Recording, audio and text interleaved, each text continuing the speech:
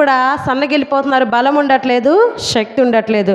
కానీ మనం ఆమె ఆ పిల్లల కోసం ఒక గంట సేపు ప్రార్థన చేసింది. మరి మన పిల్లల కోసం అంత గంట సేపు ప్రార్థన చేయగలమా? చేయలేం.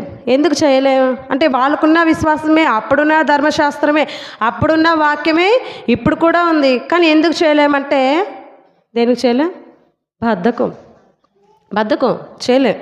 ఇప్పుడు మన పిల్లల కోసం ప్రార్థన చేస్తే ప్రార్థన అనేది చెరసాల పునాదుల్ని కదిలించింది. పేతురు గారు ఎక్కడో ఉన్నారు, ఆయన చెరసాల్లో ఉన్నారు.